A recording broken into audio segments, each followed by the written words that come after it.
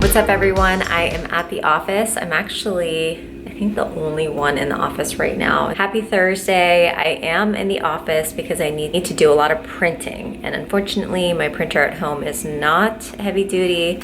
It's just not a printer that can print a lot. So I'm here at the office. And what I want to try and do is just get a few supplies for sending out mailers. So that is what I am doing right now. I'm also working on one of our upcoming listings. It's just a really pretty day, other than the fact that there's like some construction going on outside. And I'm just sitting here on the computer doing some work. I am gonna get to it and I will chat with you guys about the topic of this video, which I think is something that is super important to talk about, and I don't see a lot of people talking about it, at least when I go and search for it. But it's just such a critical thing to research and look into before starting a career in real estate. Independent contractor, where you're basically going to be a small business owner, you definitely need to do your homework, do your research, look into the costs and business expenses that are going to be associated with you running a business.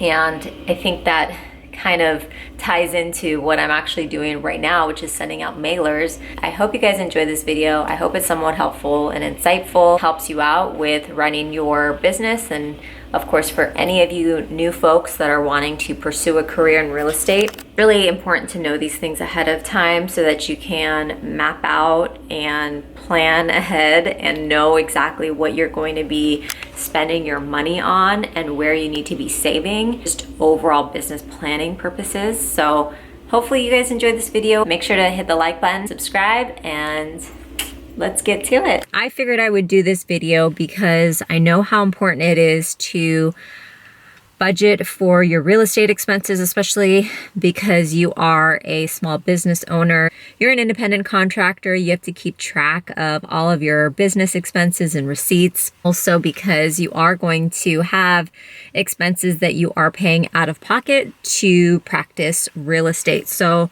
I have all my notes on my phone as always, and I want to go through some of the kind of big ticket items as well as some of the smaller expenses that you should definitely keep track of. Fees do add up, especially if you're not really keeping track of your expenses. They definitely stack up.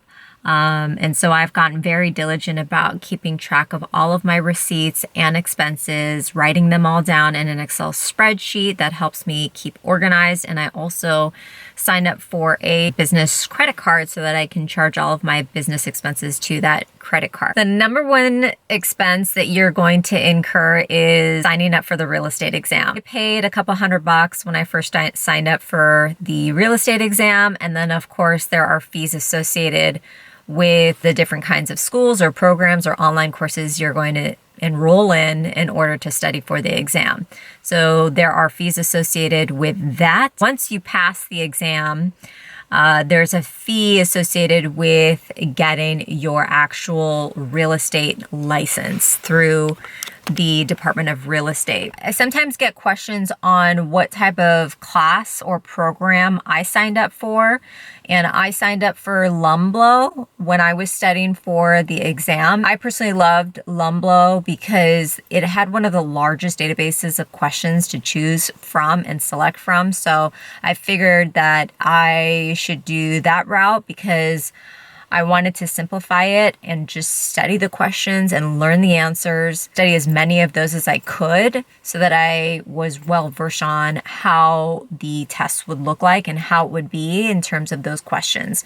So for me, it was like the most extensive database of questions and answers that I could study from. And also, it was pretty much like a tried and true class. Like they guarantee that you would pass the exam on the first try, and it worked. And I've recommended it since to so many of my friends and people that are in the business, and they agree that it's a pretty extensive database. So I would recommend Lumblo. Those are the different fees that are associated even before you sign up as a real estate agent that you should definitely keep note of. And then once you are an actual licensed real estate agent, then that's when it gets really exciting because you do have some business expenses that you definitely need to know of and you'll have to budget for. And the first one, the biggest one, is paying your board fees. So once you sign up through your board, through the county, you'll have access to like MLS and you'll become a member and you'll be able to access different courses. You'll just have more like member benefits. So the great thing about becoming a member through your local board and through the national board as well is that not only, of course, do you have access to the MLS, but there's definitely a lot of other training material, resources, different courses that you can tap into to expand on your knowledge in real estate. There's just so many different courses and things that you can read up on and learn about as far as contracts and negotiations go and learning the escrow process. I would look into the fees associated with the national board and also with your county board and make note of that because you will have to sign up and become a member with those two boards. When you are a licensed real estate agent, you can either join a team or you can be a solo agent. But whether or not you become a solo agent or with a team, you have to sign up with a brokerage firm, and different brokerage firms have their own fees. So that really kind of varies and depends on, you know, the different brokerages. You're paying not only for their brand, using their recognition, but also you're using their marketing material, their different resources, their paper, folders, envelopes, there's desk fees. The nice thing about signing up with a brokerage firm is that you do have access to their legal resources. If you ever have a question or if you ever run into some sort of a legal problem or a question on a transaction, you can use their legal resources to get something sorted out or to get a quick answer to something, which is really nice. And then also a part of the brokerage fee is you want to pay your E&O. What E&O stands for is errors and omissions insurance. And it essentially protects not just real estate agents, but it protects service businesses from errors and omissions made by a business owner, employee, or contractor working on behalf of the company. Not everyone has to get E&O. It's recommended and advised that real estate agents have E&O for protection and also just for liability's sake. When I first signed up as a real estate agent through my brokerage, through Berkshire Hathaway, I wanted to make sure I was doing everything by the book, doing everything right. So I definitely signed up with E&O insurance, and I pay E&O insurance every year. So you can either decide to, I think, pay it, every month or maybe twice a year, something like that, or you can just pay it all up front and have it be done and get billed annually. The next fee varies depending on which state you're in, but when I paid my board dues, and the board being your national board and the county board, I got access to the MLS, multiple listing service. And depending, I think, on your location, that could be divided up. And so your MLS fee could be a separate fee from paying your board dues. Having access to the multiple listing service, MLS, is key because you get access to listings, you get access to so many different properties and property information. It comes with a lot of different benefits. So I would definitely get access to the MLS. Unless you are maybe a part of a team and another member on your team already has access to it, then maybe you don't need it. But I love having access to it because I don't have to rely on anyone to log in and to look at a property and look at information of a property for me. I can just log in whenever I want. So it's pretty convenient. I think I went over like all of the main bigger ticket items that stand out to me as far as like getting yourself up and running as a real estate agent. And then the rest is expenses that maybe you haven't looked into that will help you in terms of, creating and executing your business plan.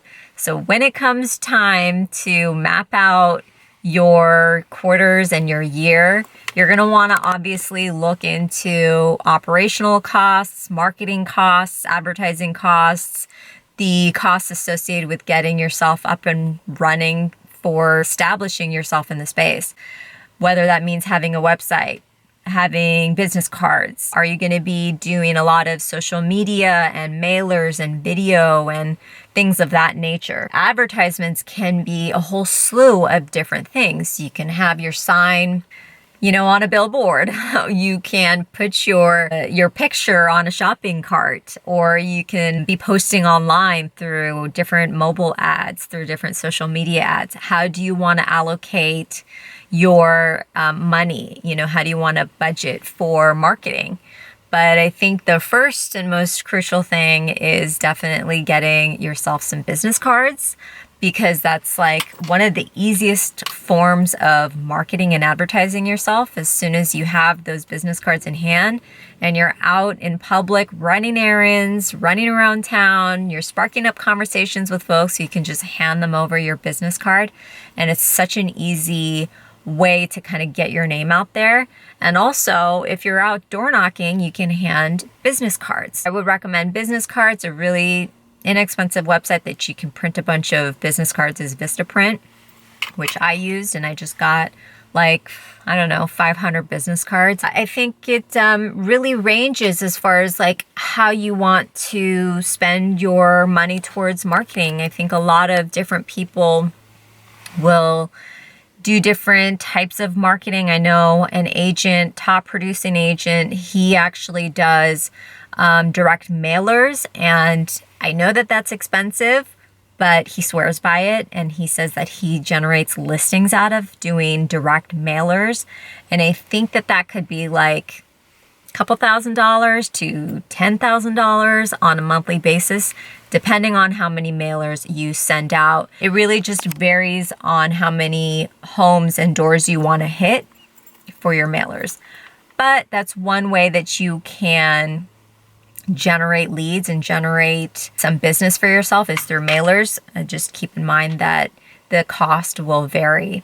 Of course, if you want to renew your license, there's a fee associated to that. I believe that you have to enroll in continuing education and then pay the fee to renew your license. Here's another one that I thought of that I didn't think about when I first signed up as an agent, and that's the cost of gas, because you are going to be driving a lot, especially if you're working with a lot of buyers that are going to want to see homes, and you're going to be driving them from one property to the next and going to open houses. You're going to be driving a lot.